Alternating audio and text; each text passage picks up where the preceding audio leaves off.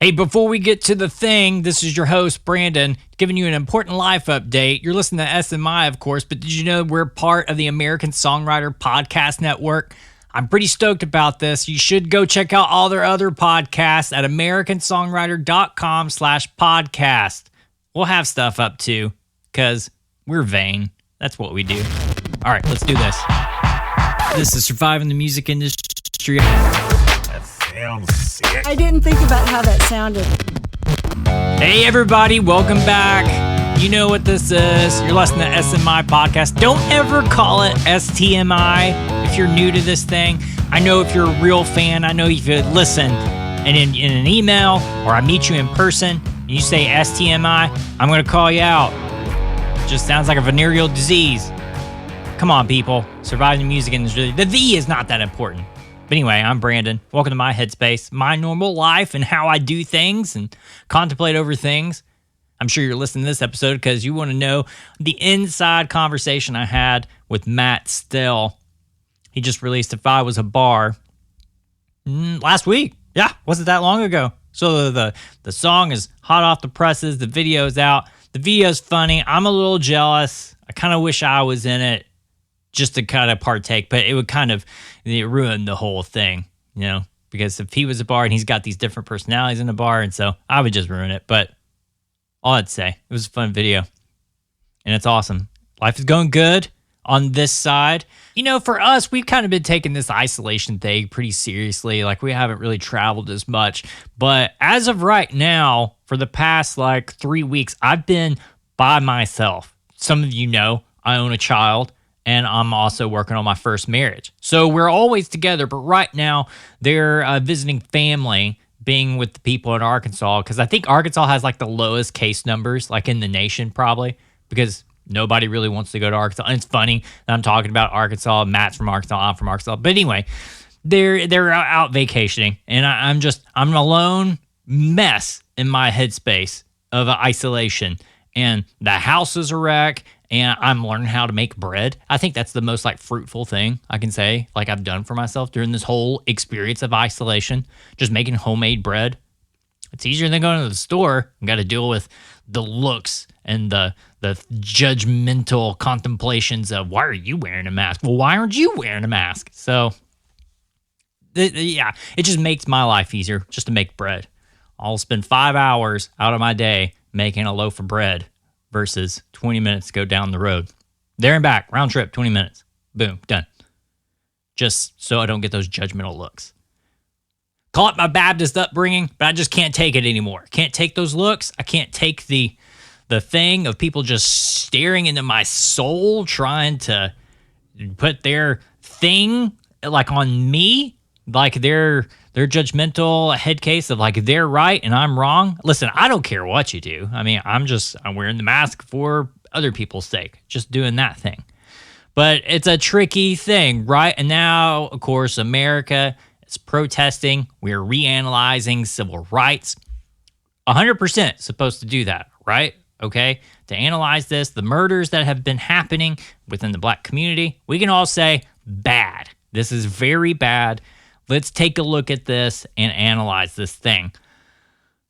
But then there's the situation of, I know it's happening here in Tennessee. I wonder what it's like in other locations, because people are out protesting. Obviously, they're not 6 feet apart and they're wearing masks. But what's the point of wearing the mask if you're not 6 feet apart and, your brothers in arms sticking together? I don't know. I'm starting to side with the flat earthers here. I'm starting to think there's some conspiracy theories kind of going on. Am I really a conspiracy theorist? Not at all. Not at all. The closest thing, conspiracy theory that I might have is that there is a patch of green land in Antarctica where the rest of the Nazis are hidden and there are dinosaurs. But that's about it. There's nothing else that I truly believe in. And maybe I did see a ghost one time. I'm not sure about that one. That one is still up in the air. Still working through the kinks in that one. But come on. This is a point in case, and it's a little bit of a weird dichotomy of really what's going on. Can't look at social media. You can't look what Karen is saying on Facebook and how she has her point of view of what's going on. And of course, the news doesn't help. Can we just say that? I kind of wish we would all just go back to, I don't know, let's just pick a year without the internet. 1995. How about that? We could still have the same shit, the same things that we're just going to be analyzing, but seriously, life was just so much easier, maybe? I don't know. The age of information is almost just too much information. And it's all the voices clouded and what you should listen to and what you shouldn't listen to. So, I don't know. Who can you listen to this day and age? I don't think anybody has that answer. Especially where I end up kind of falling into place, I kind of just think, well, I'll just kind of keep doing what I'm doing. Just keep being a civil human being that loves people, black, white, realize my privileges, step aside, let other voices amplify, just be an ally when the ally is needed. But, you know, you get into this point in the situation of where, well, what can I do? What can I do? Sometimes the best thing is don't do anything. I watched Malcolm X movie again. Denzel Washington. Oh, Denzel! Such a great movie. I think it should have won that Oscar that year. I know it was nominated, but I don't think it won.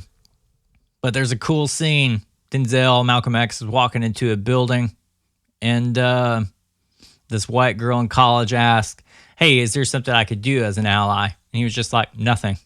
Maybe that could be, there's some truth into that a little bit. I don't think nothing is the absolute trusted version of change, right? So just be an ally wherever you can. But then also, I don't know, get educated. It's hard to get educated. Again, back to that thing.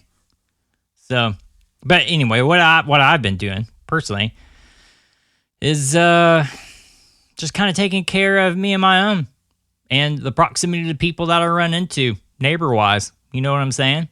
So eventually that's all you're led to do. Because what can you do? What can you trust? Just songwriting here in my home. Songs aren't going anywhere, which is weird. The podcast is going great, by the way. We're on American Songwriter Podcast Network, so that feels good and validated. So it's an interesting time and space where you want to celebrate things, but there's all these downers and stuff, and you don't know where to go, where to trust, where to run to. Some people have their own things that they run to. You know, let them do their thing. Some people it's religion or it's God. Some people it's, you know, self-inflicted substance abuse or just substances. Maybe it doesn't have to be abuse, you know, but it becomes a problem. Be sure to reach out for help. Do that thing. But at the same time, do you, be kind, be nice, but kind of get out there, kind of analyze some stuff, even for yourself and what that means for yourself and the world too, right? I'm just sitting here writing songs for the walls right now and talking to you guys. Be sure to connect. Go to smipodcast.com for literally everything that you might need to know. But I'm kind of also changing some things up on the old socials. Right now, they're at unofficial Brandon, TikTok, Instagram, but then we still have some places for SMI Podcast. Again, not STMI. I know who you are if you say it that way.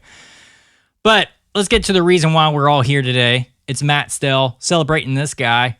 Just released a song, If I Was a Bar. Super creative.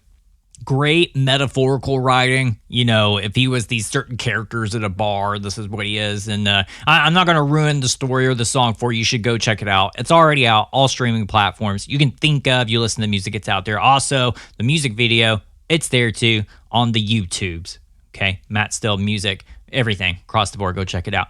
But in case you don't know Matt, we get to know him in conversation. We're both Arkansas boys. It sounds like he's a little bit more proud of like his heritage growing up in Arkansas. And we get into that. We talk about his life playing college basketball. He played college ball at Drury University in Missouri. And it came a point in his life, and we really didn't talk about too much of this, but it came a point of Music City, pursuing this music thing, or going to med school, because he was accepted in a Harvard University's extension school pre-med program. I don't really know what that is, but I guess the point and the thing that really matters, he obviously chose music. Probably wise choice. maybe you can always go back and be a doctor if you want. If you want to do that thing, especially now, I'm sure they'll take you. But I think he made the wise choice because he wrote a little song called Prayed for You. And as far as I know, and especially the things I've been reading, he's one of the only debut artists single to top Billboard Country Airplay charts in 2019 as a new guy. That's almost next to impossible to do that. So good for him. Hangs out with Jimmy Allen quite a bit. They're kind of on the same like management, publisher, label thing. Just on the business side, they do the thing. But it's got a lot of great stuff going for him. And really glad I got to know him. Nice guy. You guys can go give him a follow. Matt Stell Music on all those social platforms. And of course, go to mattstell.com.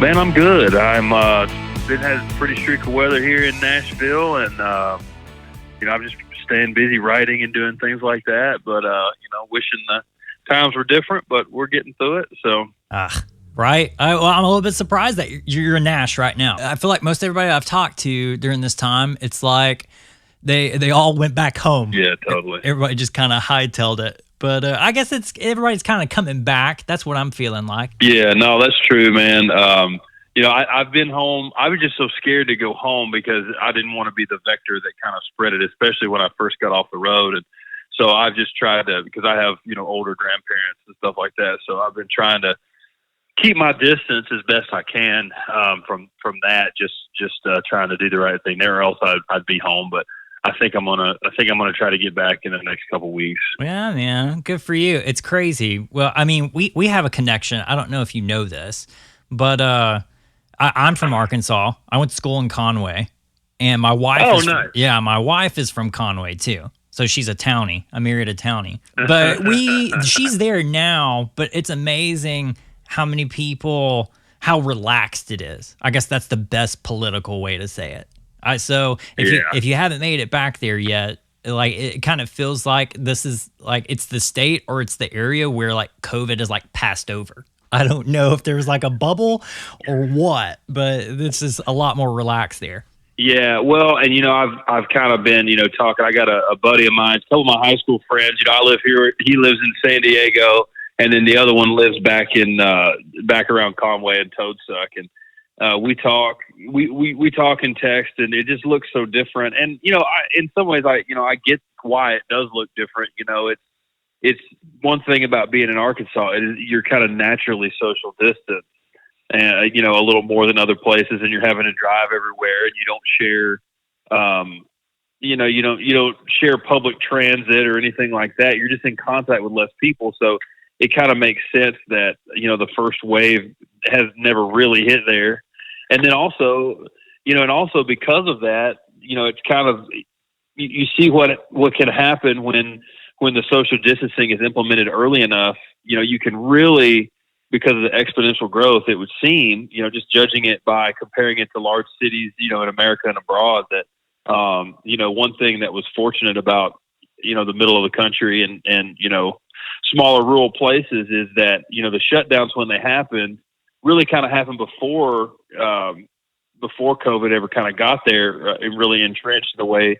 So that was, a positive, but, at the same time, it's like, it's really easy to, especially in today's day and age and getting news or misinformation from all different places, it's kind of hard to sort through. So, I can definitely see how different things look, from a rural perspective, and it probably demands some different, kind of different guidelines for that kind of thing, as opposed to when you live in town like I do, or if you live in a major city, where there's public transit, that's obviously another big thing. So. Yeah, no kidding. Yeah, I think that's kind of the big thing right now, or maybe it has in the past couple of weeks. The same thing doesn't apply to Nashville or Little Rock versus Center Ridge or even Conway, right? Which is not a small town by any means. But I'm from Ashdown, which is, I think they had like one person, I think, contract COVID, and then that's kind of been it. And I think a lot of that just rural areas, and plus it's summer too. Yeah, UV light and rays, that helps too. Yeah, and it seems like really the approach that it may take is, until we have a vaccine or some effective treatment, is it seems like that if we can keep our most vulnerable populations kind of cared for, in terms of, as long as these things stay out of churches and nursing homes and things like that, then it's probably things are probably going pretty well there. You kind of keep a pretty decent handle on it. It's just going to be those times when that one nursing home, it gets a case and then it just kind of explodes. That's kind of the scary part. Yeah, that is terrifying. Oh man, yeah. Somebody in a nursing home situation. It's the churches. I feel like in like the rural areas, especially where I'm from, churches are going to be like a big issue because everybody wants to go back. They want to get back to like this quote unquote normal thing. But you being in Center Ridge, I've been to Center Ridge before. It is rural. It's a little secluded. That was the liquor store, man. Like, cause I went to UCA. Yep. So, and it was a dry county at the time, which I never know what Conway is these days. It's dry. Is it wet? I don't know. But all I knew is there's a liquor store. It's like, it's kind of damp because you can buy it in restaurants, but you can't buy packaged booze, I guess, yet, or last time I was told. But yeah, it's always odd, which liquor laws apply to where all the time. I know it's funny to me because it is that thing. Yeah, maybe I do want something at this restaurant, but I kind of feel like a backdoor Baptist, like I'm just sipping like a Miller Lite, like at the back door, and I'm just not going to let anybody know about it yet. I'm going to go have that cigarette, then walk back in the service, pass the offering plate, feel good about myself. Oh yeah, man. Conway's just one of those funny places. But Center Ridge, that was the place. Then we had to go get Little Rock. But growing up in Center Ridge, I have no idea what that is or what that feels like, because it is a small town, right?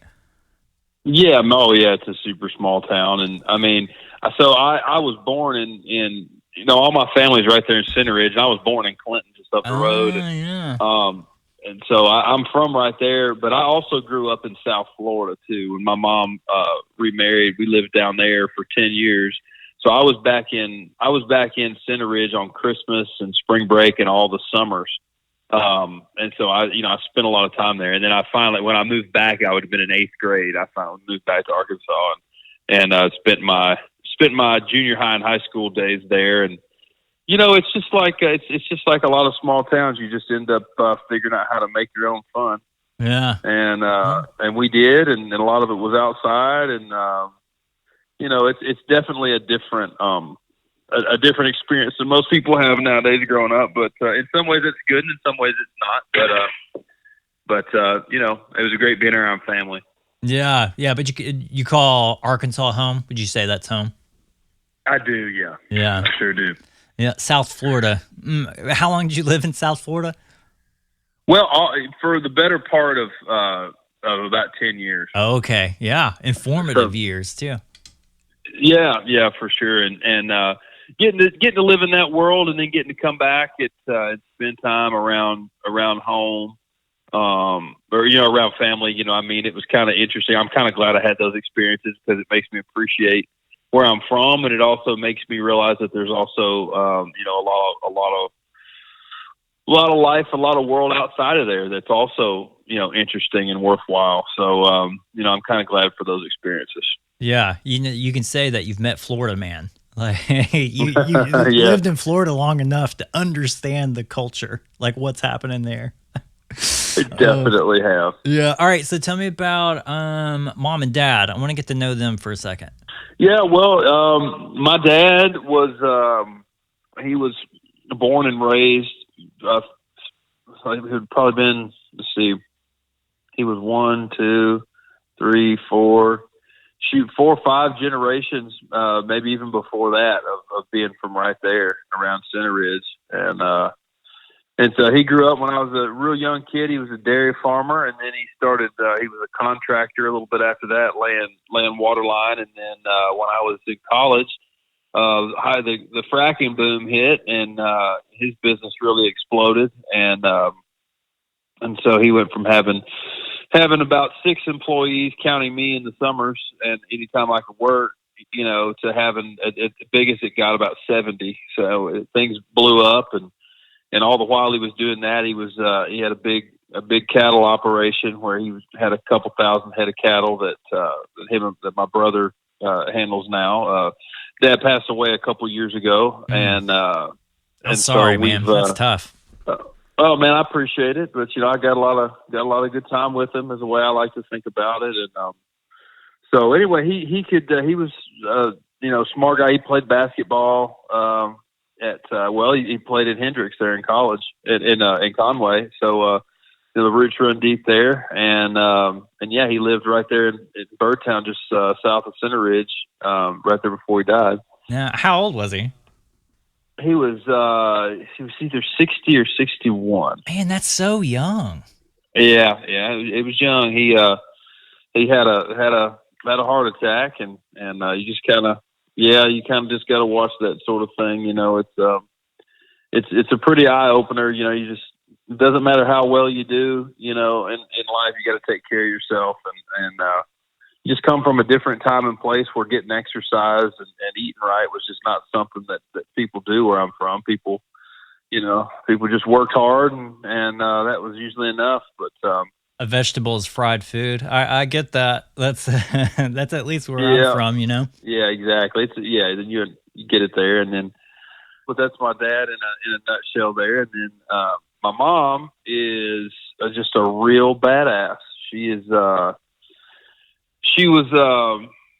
retired this last year, but until that time, before then, she worked for a third party thing. She was in education though, and she was a deputy superintendent at Greenbrier for years, and was in education all through her working life, and she's a badass, man. She got most of her PhD done as a single mother, and raising me, who wasn't all that easy to raise, and now she does all kinds of stuff. Still is starting to do some work back, sort of, I would say, kind of consulting type of thing for education. She's done a whole bunch for the state of Arkansas and for kids, and she also.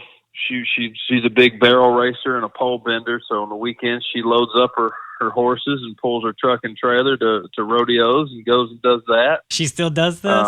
Actively does it? Like barrel racing and stuff. That's amazing. Yeah. So she's a badass. That's and cool. The sweetest lady you'd ever meet, but she's just smart and driven, and just really a great example and a real big believer and supporter of me. So we're pretty close. Yeah, okay. Wow, dude, there's a lot to unpackage there for sure.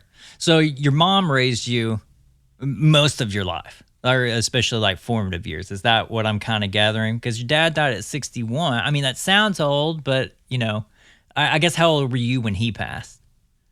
Oh, I mean, shoot, I was 30, 32. Okay, it was on down the road then. Okay, so they divorced.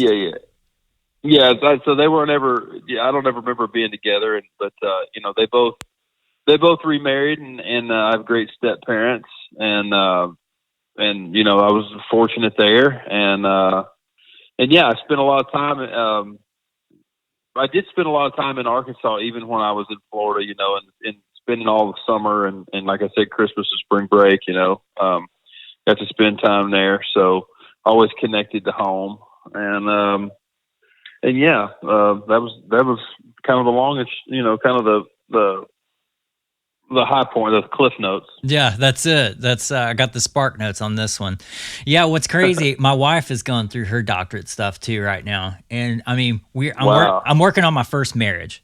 So like we're still together, still trying to make her happy. But dude, that's a lot of freaking hard work. Like I guess you just don't know until you see it. But to imagine a single mom going through that, and I'm sure like working too full time, because my wife is doing the same thing. And then you said you got a brother full time. Yeah. Oh man. So you got and you got a brother too. Is that what I heard? Well, I'm an only child on my mom's side, but on my dad's side, I've got a brother and two sisters. All right, so I'm here in Florida, Arkansas. Your mom, your dad, everything seems halfway normal. Like nothing Right. nothing Yeah. crazy happened to you. I mean, not too much crazy just happens in Arkansas, besides like some redneck trash, which I know 100% all about. But you would say pretty normal life, right? Yeah. I mean, I had great parents and great family, and a lot of people. Being from a broken home is what it is, but I had the Mm. best case scenario of that. Other than living a time zone and a couple states away from what felt like home. That was hard at the time. My grandparents on both sides being back in Arkansas, but I can't complain. I lucked out for sure. But 2 Christmases, bro. I mean, I'm joking seriously, but but that's got to be tough on a kid. I mean, especially like what 0 to 10. I guess no matter how you look at it, but it's like, well, I don't know what's worse. My parents divorced when I was like 25, and that wrecked my world. I remember Will Hogue and I talking about that, and that just wrecks your life. My wife comes from a home like where they divorced like really early, and that's just kind of all you know. Yeah. I mean, I imagine it's kind of a different set of struggles depending on when that happens. But at the end of the day, it's I guess you just make do with sort of what happens, and when you get to be an adult, you kind of see when you're a parent, you make decisions based around your kids, but sometimes the best decision for your kid is for you to be happy or to not be miserable. So I don't have any like resentment or anything like that about how that went down, nor do I have all the details, but I do know that I was cared for, and it does make life a little bit difficult. It makes relationships look different than they seem to. Relationships seem different to me than they do to the folks that I know that grew up in families, that were together. That's probably something. And of course, you're always trying to split time between people, and that's not always easy. And there was a couple semesters in there too where when I was in Florida, there was a couple semesters where I did half of my school in Arkansas and half of it in Florida, and that's always difficult. So, but I also don't want to complain too much. I can tell there's some residual effects probably, but everybody's got that regardless of their family situation. So I just am fortunate to get to be around all the good people that I have been around. Oh yeah, 100%. You're preaching to the choir, I feel like, because at least like sometimes you want to unpackage these things, like you want to know what it was like at this point, just like to fill in the blanks in your head as an adult. But sometimes, like, you want it to be like a Dr. Phil moment. Like if you ever had these conversations like with your family, or you're trying to unpackage or understand the dynamics. But in my case, it just kind of turns up being a Jerry Springer thing. Like it's just kind of, it's kind of better untouched, and that's okay. I have my own stuff I got to deal with in my headspace, and I'll just move on. I'm just going to do life the way that I'm supposed to at that point. Yeah, I hear you there. Yeah, but somewhere, I know sports is a big thing in your life, and it sounds like it's in your mom's life too. Yeah, well, my mom and my dad, they both played basketball in college. My dad played at CBC and at Hendrix and Conway, and my mom played at Arkansas Tech. So my uncle as well, and so I always had a passion for the game. That was really my first love, and I was fortunate enough to get to go play basketball in college as well, and that was an experience that I wouldn't trade for anything. I can't say that I loved it the whole time. A lot of times I really hated it, but man, I really have benefited from it, from that experience. So you kind of have a duality emotion to it, like you love it and hate it at the same time. Yeah, I mean, just at a certain point, I just kind of tired of it, and it was tough. I had a hard ass coach, and we didn't always get along, and we're really close now, actually. But there was a lot of stuff that I had to learn, and I did learn it, and I learned how to overcome adversity and things like that. And those are the kind of things that I take away. And I still remember, I got a lot of great memories being on teams with buddies that I'm still friends with now, and And, you know, we were on some good teams and, you know, just all those experiences and learning how to work and learning how to, you know, be part of something that's greater than you can achieve yourself, man. It translates pretty easily into, the music business, at least those kind of intangible things. Dude. Oh, dude, 100%. I love talking to musicians that were former athletes because, like, when shit hits the fan, they just know how to react. They just know what to do. Like, it's just put the nose on the grindstone. Like, figure it out at that point. Yeah, definitely. It's a you know, it's a skill that, you know, that's a skill that I have that I can just thank my time at Drury for and those experiences and yeah, I felt like I just prepared for life in general a little bit better than I would have been. Yeah. There's a few things. This is kind of a funny thing, and I know you hate it. I feel like you would have to because I personally hate it. But like every time you Google like Matt Stell, you know, if you were ever like in one of those videos of like you Google like this guest like on their show and you rip off the answer. Have you like seen those like on the internet and stuff? So yeah, it's it's an interview thing and it's really creative. Like, here's what you want to know about me. And it's like the top like Google searches. Do you want to know like what your top Google search is? Yeah. Your height. Oh, yeah. Because that it's sounds about right. Okay.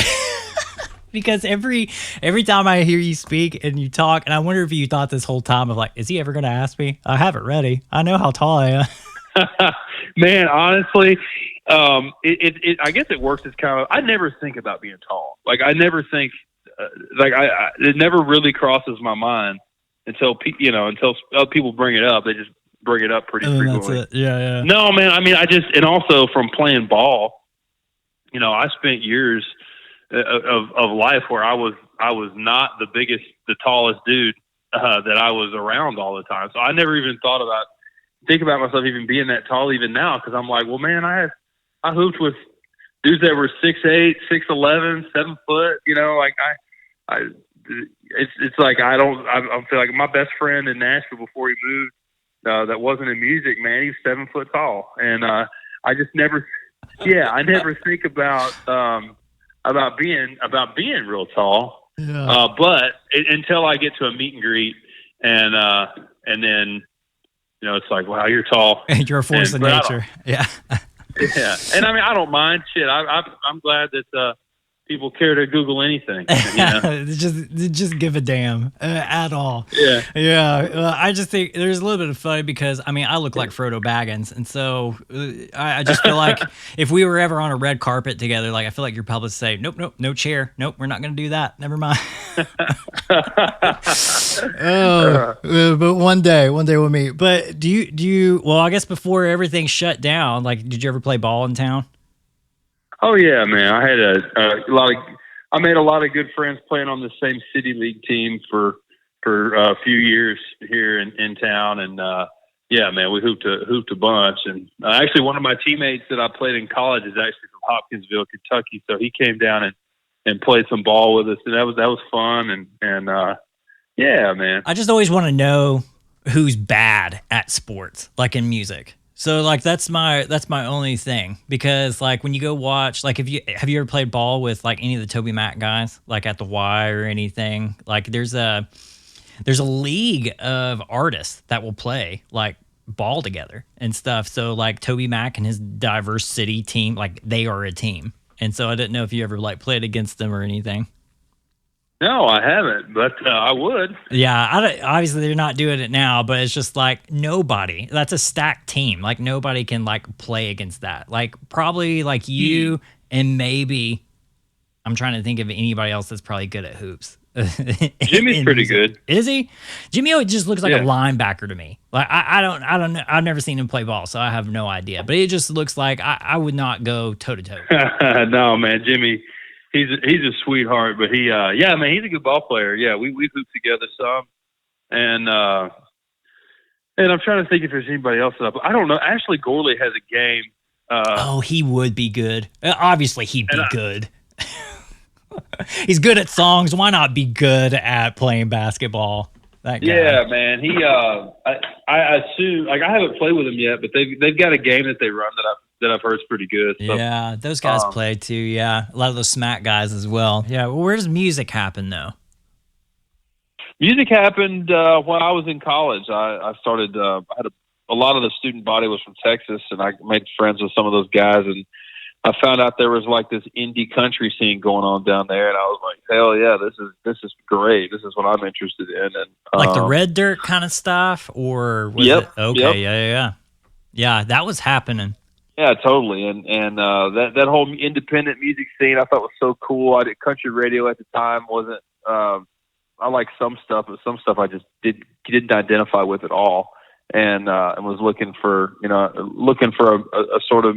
I didn't know I was looking for it, but once I found that kind of indie country music, I mean, it's almost like it's like an indie rock band, but they were playing country instruments and things like that, and I just fell in love with it, and I learned how to play guitar over a Christmas break, sitting behind my computer screen and learning old country songs and southern rock songs, just all those acoustic guitar songs. Yeah. How to play Angel in Montgomery. Exactly. Yeah. Exactly. And I sit in front of my screen reading those tabs and learn how to play. And it was probably a couple months after that, when I started writing songs myself and thought, man, I want to be a songwriter. And so I did that and did it in college and got in trouble for it and had to start playing under a pseudonym for a little while. And then I graduated and went to Fayetteville to the University of Arkansas and got my master's there while I was playing music, and just basically used that time to get good because or get better. I mean, I don't say good, but get better because the time demands are so different between grad school and playing music that I could do it both. Yeah. And yeah, so I was doing it both, and I just was able, by the time I graduated, I could stay pretty busy. I moved back home and started working for my dad a little bit. I mean, I was working for my dad, but I could take off and go when I had to go play someplace. And yeah, I mean, at a certain point, my schedule got busy enough where I could just play music. And then I worked on the farm a little bit. I worked on my grandma's farm and kind of took care of it for a while I was playing music, and then sold used trucks with my dad a little bit, and then on the side, and drove Uber once I moved to Nashville, and I had a pro audio web store that I operated to try to make ends meet. And then I was an adjunct professor at Nashville State Community College here, teaching in the communication department. That's amazing. Yeah, doing all those things, funny. trying to hustle and be here. Yeah. Yeah. So, which was a good deal. Then I finally signed a publishing deal here in Nashville, and my plan was to write songs for artists to cut. And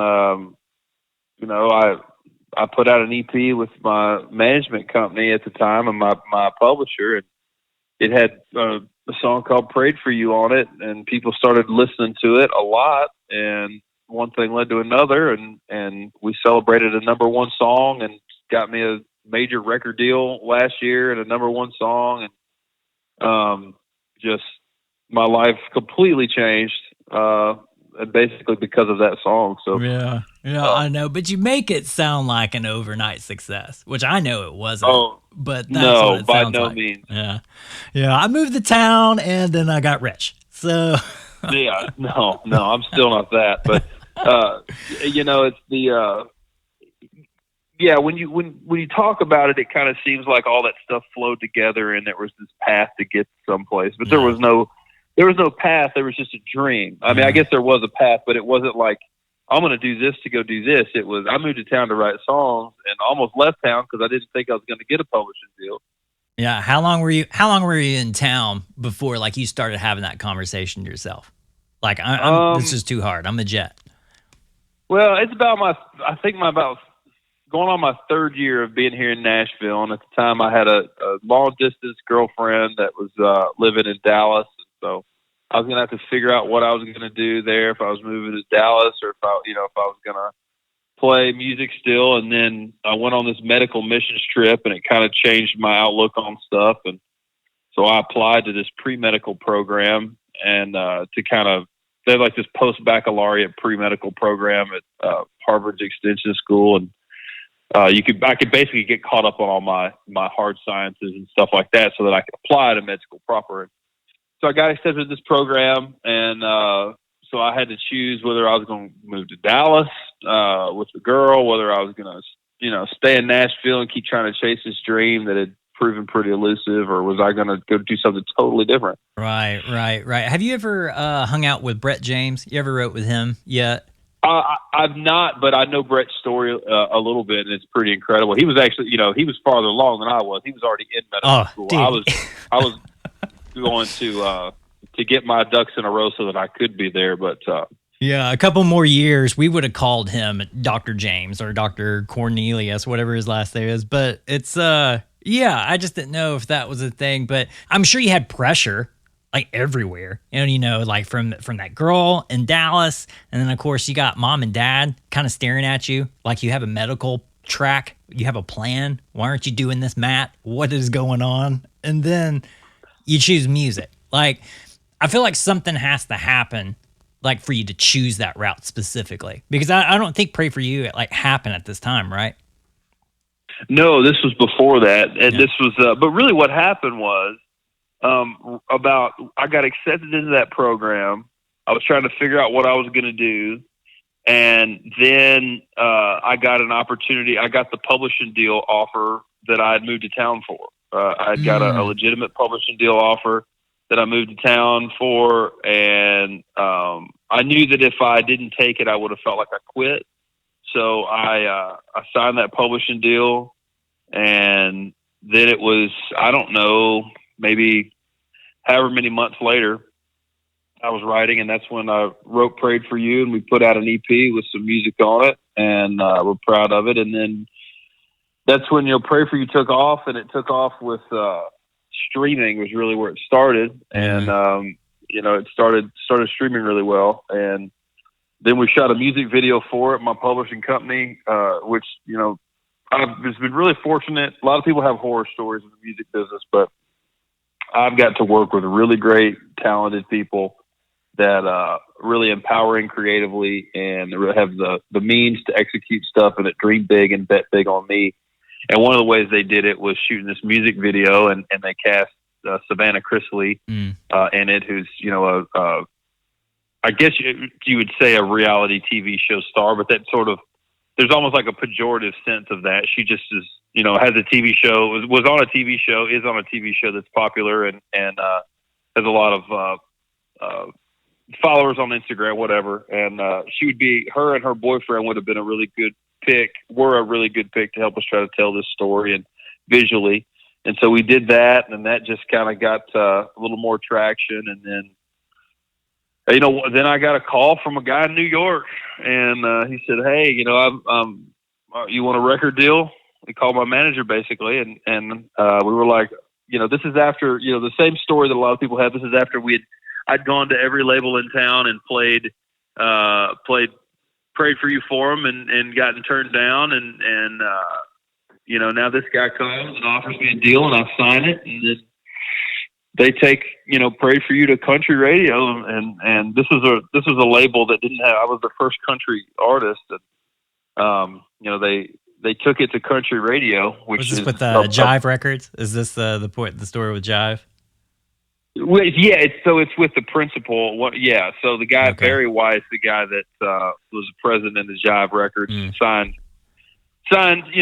Britney Spears and the NSYNC and the Backstreet Boys, Justin Timberlake solo stuff. He's got a new record label, and it's like Nelly and Noah Cyrus and me. Yeah, okay, and and rappers mainly. Right. And so no experience in country radio, but he was just, Barry was just like, I just feel like this song could be a big song on country radio, and he believed in it, and they built their own radio staff, and they took the song to radio, and we got the ball rolling. And then as we were getting around the top 40 or so, Sony Nashville called and wanted to work out a co-venture basically with to basically sign me on their Arista imprint, which took me from an independent sort of record deal to a major major record label. Yeah, and, you're in it. You know, and then you're in it. You know, at that point, then you're no longer an outsider, and the song was doing well, and we, it was just a lot of fun watching that thing. Yeah. March towards the top, man. It was really, really crazy. Dude, it's so stupid. It's so like amazingly like stupid. Like this would be like a biopic. Like this is like this is like the midpoint of the Johnny Cash story or something. Like it's insane. Yeah. Because like I feel like an important character in your life, and I know Ash. What is Ash to? Is he your management or publisher? He was. So Ash Bowers, you know, also wrote "Prayed for You" with him. Yeah. You know, him and Alice Bell. So he's one of the writers. But Ash Bowers signed me to my publishing deal. He was my publisher, and he signed me to the pub deal, and then he signed me to a management deal. And Ash is the first person to give me a legitimate shot in music, and you know, I really can't say enough good stuff about that guy. Man of his word. Visionary, he's smart, and he's you know, always looking to innovate and have ideas and things like that, and just a really great guy, talented guy in a lot of ways. So he signs me to a publishing deal, and then he also signs me to a management deal, and you know, that is our relationship now. Is he's my manager because the publishing company that he didn't found but was basically running at the time has, you know, had some success. So they recently sold, and which was a good thing for him because Ash manages me and Jimmy Allen and Chris Bandy. So him and my day-to-day guy, Brendan, you know, those are the people that are my management team. And Ash and I also produce my music together. And he's got a great ear for country radio. I can get a little left field. I can get a little out there. But so it's a real good tension between him and I creatively, and tension in a positive way in that I usually will have, you know, creative ideas, and then we can kind of temper it with his creative ideas that are a little more suited to, you know, what would work on country radio and things like that. So I don't get too far afield and alienate people with what I think's cool. Yeah. I like a lot of weird shit. So. No, I understand that because I had that sense like listening to the past stuff, you know, even like a river runs through it, like, and then back, which I couldn't find a lot of stuff, but I feel like, yeah, there's a lot of red dirt stuff here. I could tell, okay, this dude's from Arkansas. Like, I know this sound. It just has a thing to it. But then I had to give it time, age, wisdom, working with Ash. And dude, do you know much about Ash's story? Like from artist going through the ringer, like doing the tours, and like, I mean, he was in it. Like he was doing the thing. In it. I mean, he was a major, you know, he was on Broken Bow as an artist. And, you know, that's another huge benefit of having him in my corner because I got to learn a lot from things he had been through. And I didn't have to repeat the same, you know, not necessarily mistakes, but kind of, or he could kind of help me navigate away from potential, you know, help me make decisions, you know, based on things that he had learned. And he's able to vet, you know, kind of people and things like that. So, yeah, I mean, I feel like, you know, Ash's experience as an artist and being a creative person too, you know, is so valuable to me. Yeah, definitely. Yeah. He has those parameters of that experience. You know, he has those antennas up because he's been through it. Like he's been really through some like tough shit. And yeah, his story is like really interesting. So I'm glad that at least if somebody like Ash was going to gravitate toward like a new like creative like songwriter, it was you. Like it was just serendipitous. Like this thing kind of happened. But dude, when anytime somebody's like in a co-write situation with me and they're just like, I have a wedding song idea, I'm like, done. Let's do it. I don't care what it is, but we're gonna figure it out. And like, was that the idea? Like, did Ash like say like, oh, this is money, we're totally gonna do this? Like, what was like the genesis of Pray For You? Yeah, so well, basically, Ash and I were writing with one of my good friends, Allison Belt. And Allison came in with an idea with the title "Pray For You," and she had just met who's now her husband a couple of days before, and I think she was just kind of feeling like, she knew then. And so we kind of took with that energy. We kind of really are telling her story in a lot of ways, but it's just the character that we wrote it is, somebody that looks and sounds a little more like me, but a lot of what's underpinning that is Allison's experience. So we tried to take what she was feeling right then and kind of interject our own experiences with relationships and stuff. And it was really important to me for the song to come from a perspective of a guy that doesn't have it all together, that wasn't, that was a little more real life and three-dimensional, that had the warts of life, showing and the mistakes that you make and really the kind of the idea of the song is if you stick around, if you hang in there long enough, you allow for good things to happen, whether that's in a relationship like the song or with work or school or family or something like that. And that's just really how we try to attack it. And I always think about writing songs about characters, not necessarily me. And this character, is a lot like me in that way, and that he's way more fortunate than he deserves. Yeah. Okay. Especially when a co-write situation happens, especially like Prayed for You. Like, obviously nobody knows like where the song is going to go. Like, what is it going to be? Like, I feel like for the most part, we all feel like when we're in that room, it's like, well, we got a song done today. That feels good. That feels great. Was it basically the same feeling of like, well, I got a song in the bucket. This is good for the week.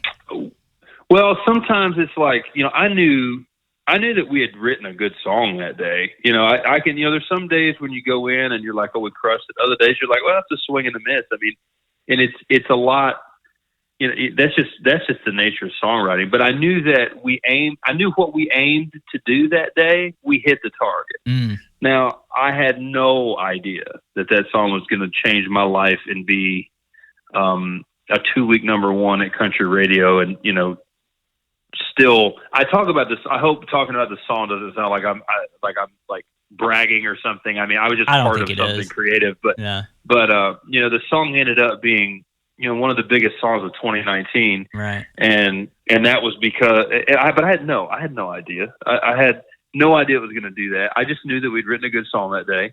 I think probably Ash and Allison, but I would definitely have to say probably Ash was the one that really had the first inkling of that song being kind of something special, and like that vision or that projection of it, like where it could go. Gotcha. Okay. Yeah. Yeah, he had that vision, and certainly more than I did. And he's like, man, I got a feeling about this one. And I was like, I remember him saying that. I was like, man, that's great.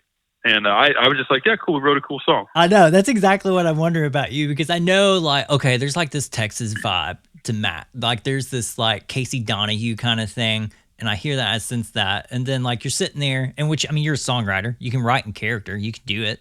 But Prayed for You. Like, would you... Like, was that kind of part of the plan of like, oh yeah, I'll sing this at a show, like especially after that day? Man, I mean, the whole thing with that and with me writing songs is just, I'm just trying to write this song that day, and try to, that's really where my head's at. I really don't. It's not really fruitful for me to necessarily think about a grand plan. In those stories, at least it wasn't at that time, because it had never happened before. As much as you want to believe in what you're doing, I hadn't had any. I mean, the cuts that I had were stuff that I'd done by myself, or not even done by myself, but that I'd written with other people. And like with Casey Donahue, you mentioned, the stuff that I had that I had cut and that were radio singles for them, were not for me. So I didn't have the kind of perspective to go, okay, well, I need this or I need that, or oh, this would play well, or this would be a wedding song, or certain couples are going to love it. I wasn't in that headspace. I was just in, oh, okay, here's a title that's really cool. I know that Allison is riding, she's on cloud 9, riding high right now. Let's use some of that energy and some of that vibe and write a great song today. And that's just where I was at. It's just really, cliche to say, but it's in service of the song, and it's just in service of of the idea and the concept. So that's where I was at. Yeah, yeah. I mean, I guess it's cliche for a reason. I mean, like, because again, like, you never know. Like, you just never know. And like, you've been in this town long enough, and you've heard people say, well, it just takes that one song. It just takes that one song. In the back of your mind, you're just kind of like, well, when is that one song going to happen? And bro, like, it just it happened to you. You know, you never think it's going to happen to you until it happens. That's right. And it does, you know, it is true that one song is what does it, but, you know, it takes 1,000 to get, it took me I don't know how many songs to get that one song. You know what I'm saying? Right. Like, it is the one song that does it, but it's also takes a bunch of songs to get that one, you know? What's insane about the story, like, of the song and with you is that, yeah, you played it in the boardrooms. I'm sure you had those boardroom sessions, like you play in front of the label president or with a publisher or whatever, and it's like they could give, you know, two craps of what this thing is, but it took the leverage of Chrissy to have that on her social media and to post it and then get the attention of Barry. You know, like at some point, it's really not about the song. Like, that's what's crazy about this, because it is a great song, but why wasn't it just taken? Which we will never know the answer to that. But well, man, that's true. And you know, I've tried A&R, you know, is hard. I mean, most artists that get signed, you know, for what everybody's talented typically, but you know, what works and what doesn't, it's such a crapshoot. And the fact that we had put the song out and we had, you know, had that momentum sort of going, you know, it's about, you know, like you said, it's all about the song, but at a certain point, the song can really only do so much in a certain way, because then you need a team that can take it to country radio, and you need a team that can get it featured on, you know, streaming platforms or whatever. You know, it becomes a different game. So it starts with the song. It all starts there, but it definitely doesn't end there, because it takes so many people for you know, a country to have a hit on country radio. I mean, it just takes so many people that are good at their jobs, that are passionate about music. So yeah. No, not to mention the money, and the money is part of those people's salaries. I mean, yeah. If you had to guess, like, how much money do you think it took, like, to get the song, like, more and more and more attention? Like, if you just had to just throw it out there, like, record label put this much money on it. Well, I would say, I think there's a number that floats around that typically it costs for just not an average, but to take a song to country radio, any song that's at country radio that had that was a number one gets $1 million to $1.5 million spent on it. I mean, that's typically, you know, something about like that. You know, with me, mine was probably a little bit cheaper, because I didn't have to do the radio tour like a lot of artists sort of have to do, because my song had already performed well, and when people put it on the radio, they were able to, you know, there was some response there. So because I had a streaming story, I didn't have that same. Now I did some of it, you know, going into playing in the boardroom, you know, playing in the conference rooms. I definitely did that, but not to the extent that a lot of my friends have had. Now I have gone. The difference is that I've played a bunch of like listener parties and like listener shows for these places, as opposed at these radio stations, as opposed to going into their boardrooms. And honestly, that stuff I don't mind, because it's, you know, I love playing music, and I'm playing music in places I've never been, and people are singing the words back. It's unbelievable. I get to take my band, and you know, they get to make some money. You know, I don't on the radio stuff.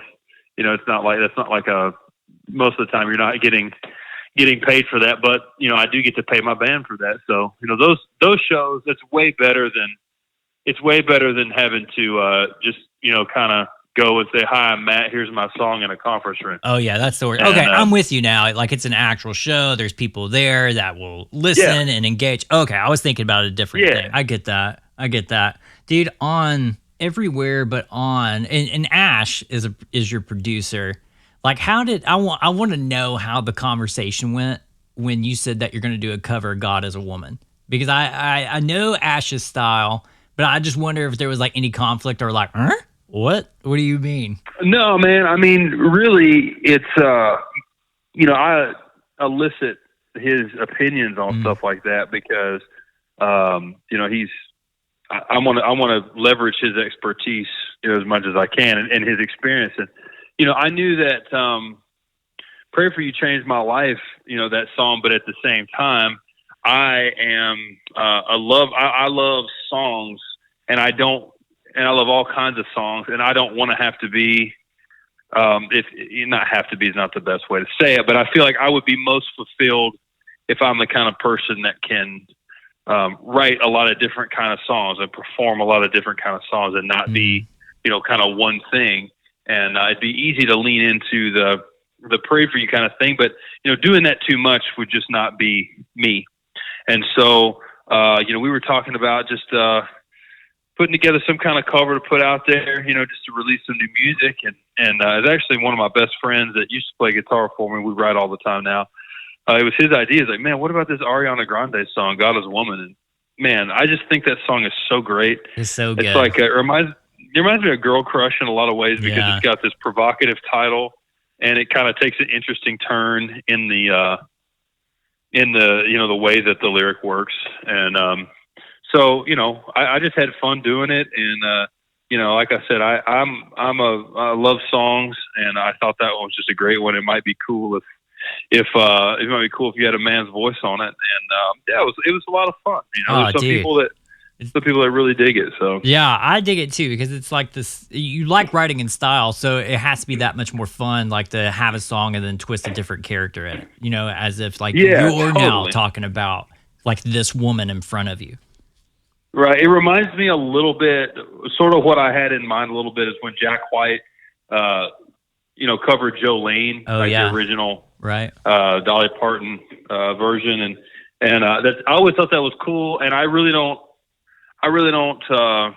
Again, I think about songs as sort of movies with characters in them. So like the gender issues of like if I cover "Strawberry Wine," I say he was working through college. I don't change the pronouns because it's just I'm just singing a song. I'm just like I'm just trying to interpret a great song and just like if I'm doing a cover or something like that. And I did change the words of "God Is a Woman" or sort of put it in third person because it just worked that way. Yeah. But I thought it was a lot of fun just to kind of take that song and do something a little different. But man, I know you're following up. You got a track. It's out. "If I Was a Bar." Do you feel this pressure? Especially like of your career so far? Is there like an intense amount of pressure on you, like especially for this song? Man, to be honest with you, not really. Only because I came in this without many expectations, and I feel like I'm playing with house money now. I mean, obviously, I want to be. I love that. I want to be successful as the next. Yeah, I mean, I want to be successful as the next, as everybody does, and I want to be able to, have from an artistic standpoint, I want to, creatively fulfill myself with what I want to do. But then I also want to be able to keep a team of guys that I really care about. I want to keep them busy and working, and where they can have a good life, being on the same team as me. And so I think about those kinds of things. Maybe there's some pressure there, but by the time I write a song, or in this case, pick a song and cut it and send it out into the world, and by send it, I mean not out into the world, send it to my team of not only, management, but the label side too, the people that actually work the records and get their input. If they're excited about something, then, I'm excited. I'm excited that they are. And so I really, basically when I write songs, or I turn them all in and in a stack, and I just kind of see what floats to the top because I believe in them all. I have my opinions, and I'm lucky. I have a lot of creative discretion, whether that's, producing the stuff or writing the stuff or picking what the singles are. I get to have a voice in all that, which a lot of people don't. But right. I really lean on the people who work in it every day.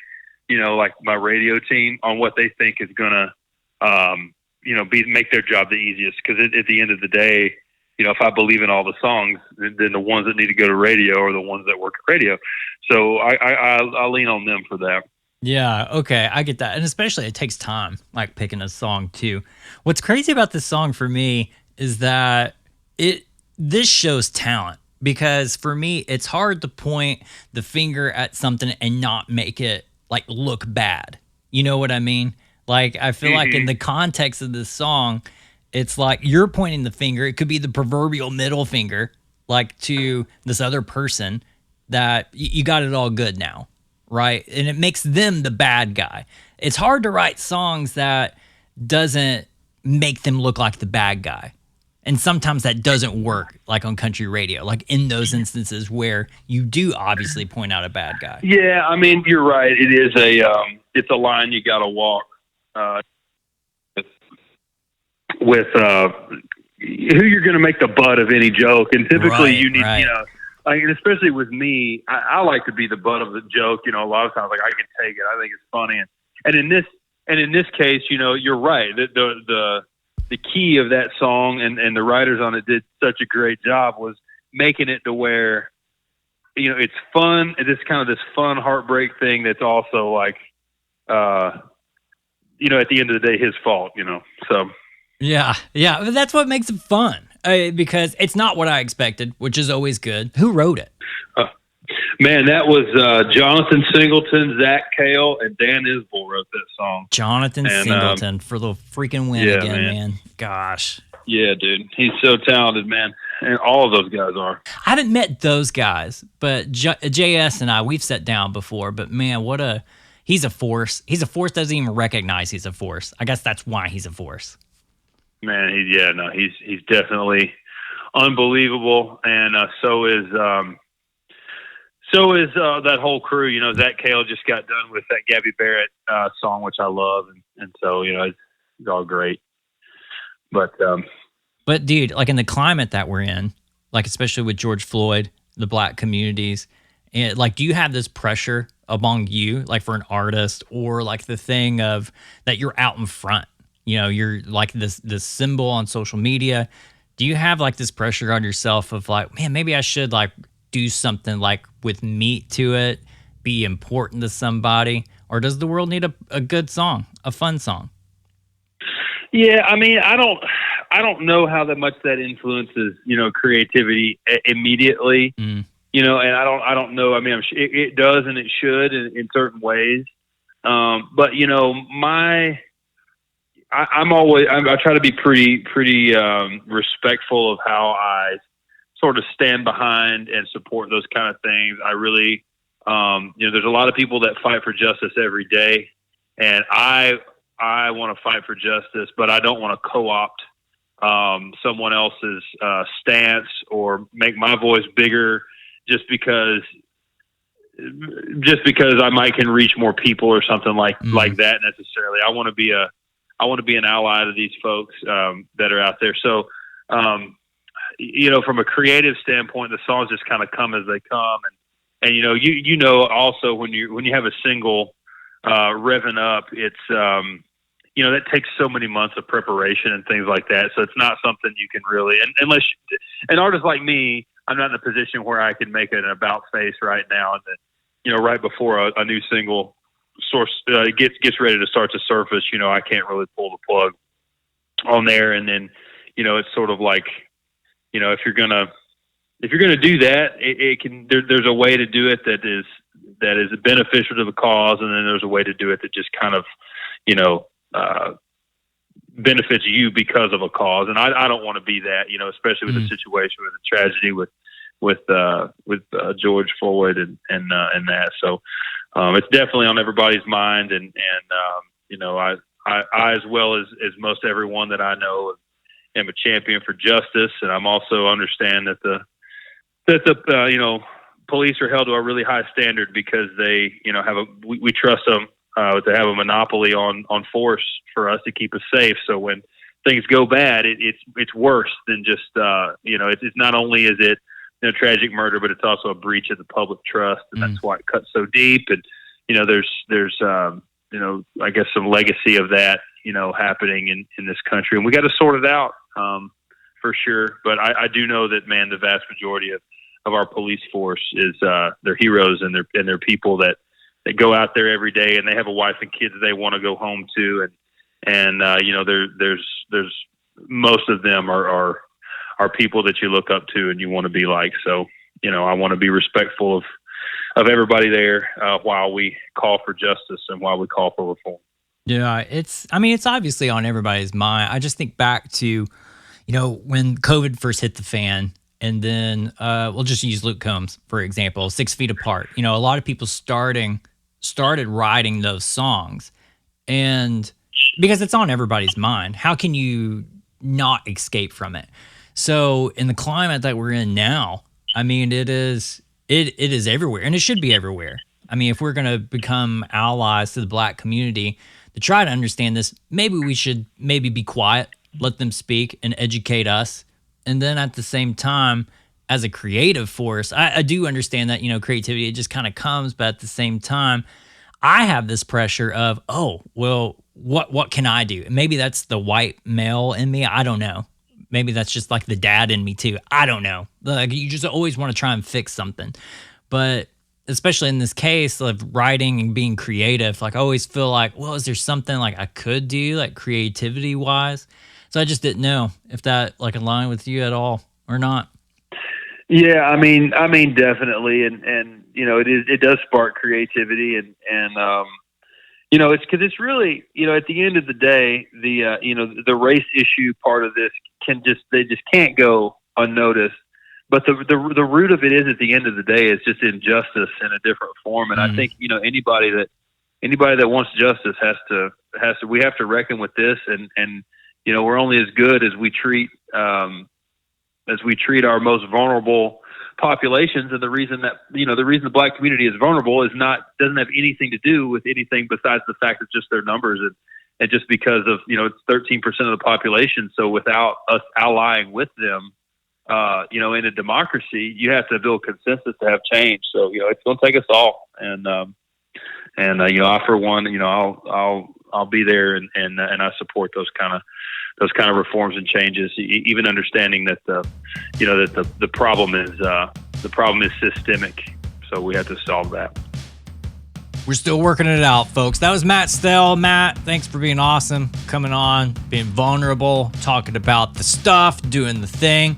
He's great. So you guys should go check out his song, If I Was a Bar. It's out now. Of course, the video is out. Go give him a follow at Matt Stell Music. And of course, his YouTube is there as well. Check out that music video for If I Was a Bar. Be sure to tell him hi. Thanks for sharing all that he just did and that he was awesome for doing this.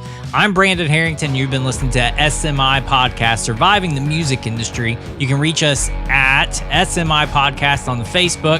And of course, get a hold of me at Unofficial Brandon on Instagram. As of right now, who knows? That could be changing. Whatever. If you enjoyed this episode, be sure to share it with a friend. Somebody that might find some use out of it. They could relate to certain situations or things that we talked about. Let them know that this thing exists.